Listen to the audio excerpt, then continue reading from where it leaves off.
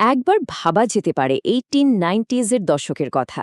সীমিত সম্পদের বেঙ্গল প্রেসিডেন্সির ছোট্ট একটা ল্যাবরেটরি থেকে শুরু হওয়া একটা যাত্রা, যা আজকের দিনে নেতৃত্ব দিচ্ছে আর্টিফিশিয়াল ইন্টেলিজেন্স আর এরোস্পেসের মতো যুগান্তকারী সব আবিষ্কারে।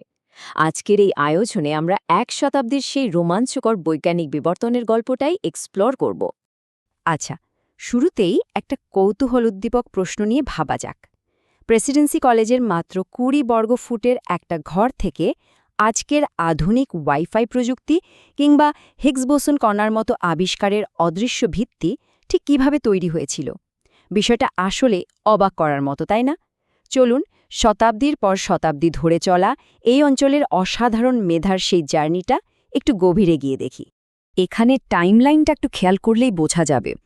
১৮৯৫ সালের মাইক্রোওয়েভ গবেষণা থেকে শুরু করে ১৯২৪-এর কোয়ান্টাম স্ট্যাটিস্টিক্স, এরপর ৭০-এর দশকের ইন্ডাস্ট্রিয়াল কেমিস্ট্রি হয়ে একেবারে ২০২৬-এর এআই আর মহাকাশ প্রযুক্তি। প্রথম দিকের সেই বেসিক কাজগুলোই কিভাবে আজকের গ্লোবাল টেকনোলজির রাস্তা তৈরি করে দিয়েছে, এটা তারই একটা অসাধারণ প্রতিচ্ছবি। পর্ব ১, জগদীশ চন্দ্র বসু, যাকে আমরা নির্দ্বিধায় রেডিও প্রযুক্তির অজানাজনক বলতেই পারি। এখানে সবচেয়ে ইন্টারেস্টিং ব্যাপারটা কি, ১৮৯৯ সালে জগদীশচন্দ্র বসুর তৈরি করা সলিড স্টেট ডায়োড ডিটেক্টর বা মার্কিউরি কোহেরা আর ১৯০১ সালে মার্কনির সেই বিখ্যাত কমার্শিয়াল সাকসেস, এই দুটোর মধ্যে কিন্তু বিশাল একটা তফাৎ আছে।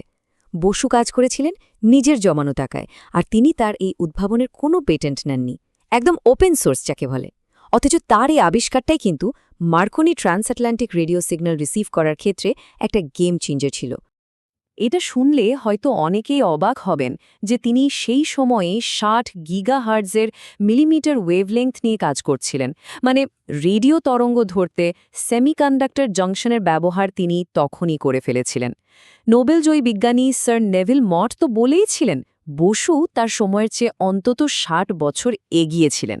আর এই কারণেই দীর্ঘ সময় পর ২০১২ সালে তার এই অসামান্য কাজকে আইইইই একটা মাইলস্টোন হিসেবে আন্তর্জাতিক স্বীকৃতি দেয়। আরেকটা দারুণ ট্রিভিয়া শেয়ার করি। শুধু যে বায়োফিজিক্স আর রেডিও তরঙ্গ নিয়েই তিনি মগ্ন ছিলেন তা কিন্তু নয়, বিজ্ঞানকে সাধারণ মানুষের কাছে পৌঁছে দিতে সাহিত্য চর্চাও করতেন তিনি। আর তাই স্যার জগদীশচন্দ্র বসুকে আসলে বাংলা কল্পবিজ্ঞান বা সায়েন্স ফিকশনের জনকও বলা হয়। এবার আসি আমাদের দ্বিতীয় পর্বে, সত্যেন্দ্রনাথ বসু এবং কোয়ান্টাম জগতে তার সেই বিশাল লাফ। তো ১৯২৪ সালের দিকের কথা।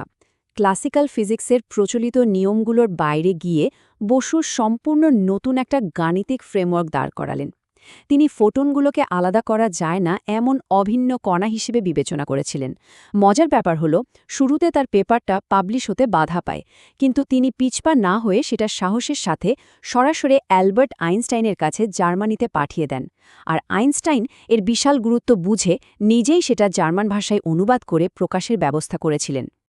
এই গাণিতিক বিষয়টাকে যদি একটু সিম্পলিফাই করি, বোসন হচ্ছে মূলত মহাবিশ্বের এক বিশেষ শ্রেণীর মৌলিক কণা, যাদের স্পিন পূর্ণ সংখ্যার। কোয়ান্টাম মেকানিক্সে সত্যেন্দ্রনাথ বসুর এই যুগান্তকারী অবদানকে চিরস্মরণীয় করে রাখতেই বিখ্যাত পদার্থবিজ্ঞানী পল ডিরাক এই কণাগুলোর নাম দিয়েছিলেন বোসন। এখন প্রশ্ন আসতে পারে, এই ঐতিহাসিক থিওরিগুলো আজকের দিনে কতটা রেলেভেন্ট? প্রতিদিন চিকিৎসা ক্ষেত্রে ব্যবহৃত এমআরআই মেশিন থেকে শুরু করে লেজার রশ্মি কিংবা ভবিষ্যতের সুপারফাস্ট কোয়ান্টাম কম্পিউটিং, এই সব অত্যাধুনিক প্রযুক্তির পেছনেই কিন্তু অদৃশ্য জাদুর মতো কাজ করছে বসুর সেই তাত্ত্বিক পরিসংখ্যান। ভাবা যায়?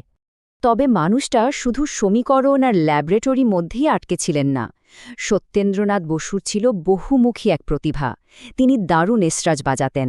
তার একটা শক্ত বিশ্বাস ছিল যে সৃজনশীল মনই আসলে বিজ্ঞানকে সামনের দিকে ড্রাইভ করে। আর্ট আর সায়েন্সের কি অসাধারণ একটা মেলবন্ধন। চলুন ৩ নম্বর পর্বে যাই, ড মোহাম্মদ কুদরাতে খুদা, রসায়ন আর শিল্পের এক দারুণ মেলবন্ধন। স্বাধীনতার পরের সময়টা ড কুদরাতে খুদার কাজগুলো ছিল একেবারে প্র্যাকটিক্যাল আর ইম্প্যাক্টফুল। তিনি আর তার সহযোগীরা মিলে ১৮টা বৈজ্ঞানিক আবিষ্কারের পেটেন্ট করেছিলেন। ফেলে দেওয়া পাটখড়ি থেকে পার্ট্যাক্স বোর্ড তৈরি কিংবা লোকাল গাছপালা থেকে ওষুধের উপাদান বের করা, সব মিলিয়ে দেশীয় সম্পদকে কিভাবে গুরুত্বপূর্ণ শিল্প উপাদানে রূপান্তরিত করা যায় সেটাই তিনি একদম হাতে কলমে দেখিয়েছিলেন।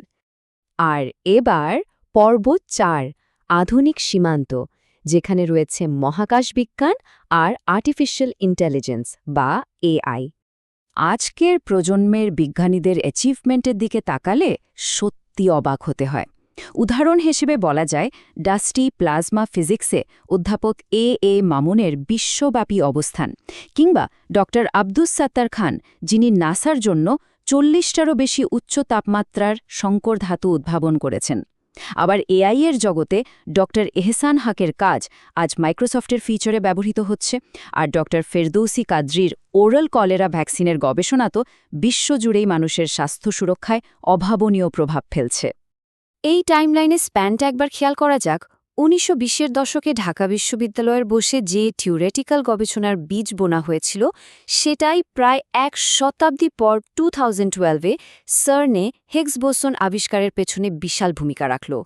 একই ভিত্তির উপর নির্ভর করে আজ আন্তর্জাতিক মহাকাশ স্টেশনে নাসার মাইক্রোগ্র্যাভিটি এক্সপেরিমেন্টগুলো চলছে।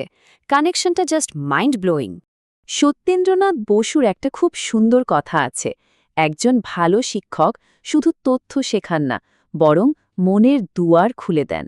এই ফিলোসফিটাই কিন্তু ১ শতাব্দীরও বেশি সময় ধরে জেনারেশন টু জেনারেশন বিজ্ঞানীদের কানেক্ট করে রেখেছে। শুধুমাত্র বইয়ের তথ্য মুখস্থ করা নয়, বরং মানুষের চিন্তার জগৎটাকে প্রসারিত করাটাই ছিল আসল লক্ষ্য। একদম শেষে এসে একটা কথা ভাবার মতো, সীমিত সম্পদের মাঝেও উদ্ভাবকদের যদি আজ সঠিক সুযোগ এবং তৃণমূল পর্যায়ে গবেষণার পরিবেশ দেওয়া যায়, তাহলে আগামী ১০০ বছরে তারা দুনিয়া বদলে দেওয়ার মতো আর কি আবিষ্কার করতে পারে।